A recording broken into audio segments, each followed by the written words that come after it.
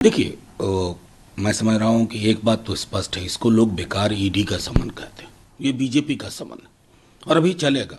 22 जनवरी तक त्वरित गति से चलेगा। उसके बाद फिर 15 दिन का विश्राम लेंगे या दिलवाएंगे इन एजेंसीज को, फिर चालू करेंगे। विपक्ष का हर वो नेता जो इनके सामने में कोर्निश करने से इनकार करता है, उस पर ये चलता रहेगा।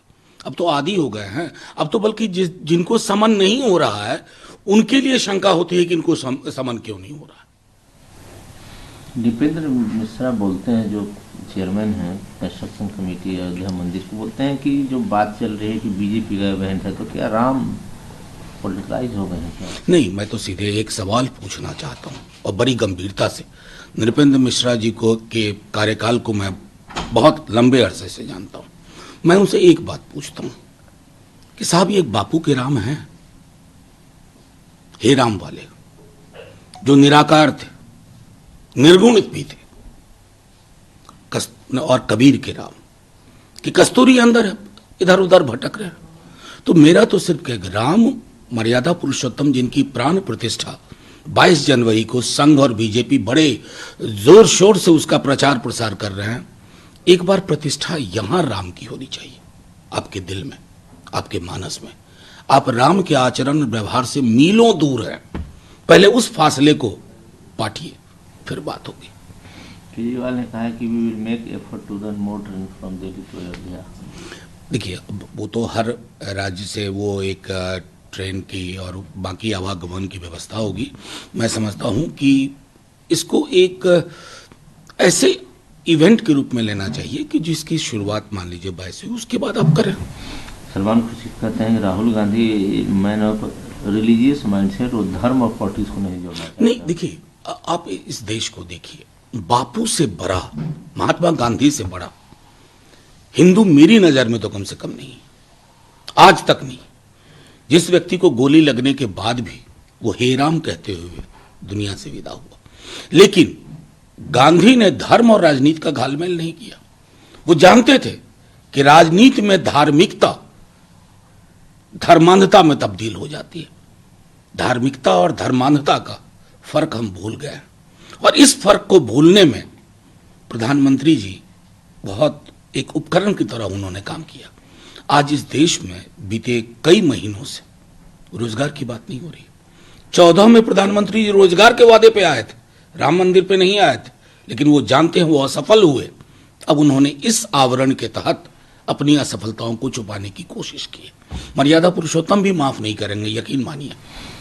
जनवरी 22 के प्रोग्राम को जयराम रमेश कहते हैं कि राम का पोलिटिकलाइजेशन है, और ये प्रोग्राम जो है ना, ये कम्प्लीटली पॉलिटिकल प्रोग्राम। देखिए, सीधी सी बात है कि 22 जनवरी के कार्यक्रम को आपने ट्रस्ट से हाईजैक कर लिया। अब तो बल्कि मैं सच कहूं तो अगर खुद प्रधानमंत्री जी मीडिया चैनल्स के बैनर को देखें, हेडलाइंस को देखें, जिसमें कि 22 के सहारे 24 की लड़ाई। अब ये मैं तो नहीं कह रहा, विपक्ष के नेता नहीं कह रहे, उन आपके मीडिया के वो साथी कह रहे हैं जो आपके इकोसिस्टम का हिस्सा है, और आपको तो इस पर कम से कम एक पछतावा होना चाहिए। आखिर मैं कौन सी प्राण प्रतिष्ठा कर रहा हूं जहां मेरे सहयोगी मीडिया के साथी भी उस पर सवाल कर रहे हैं। हालांकि सवाल करने के तरीके में बड़ी चालाकी है। 1949 में राम जी के मूर्ति को कामेश्वर चौपाल कहते हैं सर्वश्रेष्ठ किया गया, उस समय किसकी सरकार थी? नहीं, कामेश्वर चौपाल जी किस पार्टी के विधायक? बीजेपी के है ना? हाँ, मैं जानता हूं किस पार्टी के विधायक थे। तो एमएलसी थे तो बीजेपी के थे, उनको तो वही स्क्रिप्ट पता है। 49 पे बहुत आर्काइवल मटेरियल है, वो पढ़ लें एक बार, और लिबरहान कमीशन को भी पढ़ लें। मुझे पता है इन दोनों में से किसी चीज को उन्होंने नहीं पढ़ा, लेकिन हाँ, बोलिए, कुछ भी बोल जाइए, आजादी है। झूठ तो खास करके ठसक से बोलिए। नरेंद्र मोदी कहते हैं कि 9 सालों में 25 करोड़ से ज्यादा लोग पॉवर्टी से बाहर निकले। कैसे निकल गए साहब? क्या कर दिया? पैमाना ही बदल दिया क्या प्रधानमंत्री जी? प्रधानमंत्री जी एक बार मंदिर जब काम ये खत्म हो जाए ना, तो गरीब घरों में जाइए। हाँ, वो नहीं कि थाली पहले से वहां तैयार है, बाजार से चमचमाती हुई स्टील की थालियां और चांदी के प्लेट और चांदी का ग्लास ना, वेश बदल के जाइए, आपको आपकी रूह कांप जाएगी देश की हालत वो है। लेकिन हाँ, आप धर्मांधता के चक्कर में चाहते हैं कि मौलिक सवालों पे बात ना हो। हेमा मालिनी तो कहती है कि जिस तरह राम टेम्पल बना उस तरह मथुरा में भी ग्रैंड कृष्ण टेम्पल बना। एकदम, जब सारी चीजें, अब तो मैं एक बात कह, हेमा मालिनी जी संभवतः उस समय सांसद थी या नहीं, रिलीजियस प्लेसेस वर्शिप एक्ट एक पास हुआ था 91 में, अगर मेरी स्मरण शक्ति ठीक है, और ये तय किया गया था कि राम जन्मभूमि बाबरी मस्जिद वाले मसले को छोड़ करके बाकी सब पर 47 वाला स्टेटस को रहेगा। संसद का कानून है, उतनी तो कम से कम गरिमा रखिए। और हाँ, अगर कहीं मंदिर वंदिर की बात हो तो आपके पास बहुत पैसे हैं, चंदा मत उगवाइए।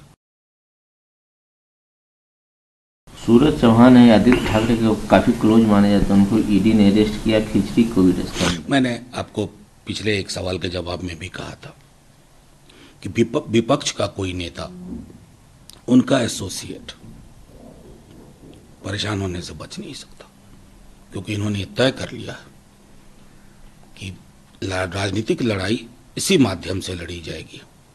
और जब ये आप तय कर लेते हैं तो झारखंड से लेके महाराष्ट्र वाया बिहार, तमिलनाडु, आप हर जगह ये करने की कोशिश करते हैं। दिन दहाड़े एक अधिकारी को पीटा जाता है पटना में, कैसे देखिए, मैं सीधी बात देख रहा हूं कि कुछ मीडिया चैनल चला रहे हैं कि लालू जी से संबंधित। लालू जी से तो पूरा बिहार संबंधित है, हर व्यक्ति रिश्तेदार बता देता है, हमारी कार्यशैली में वो परिलक्षित नहीं होता है।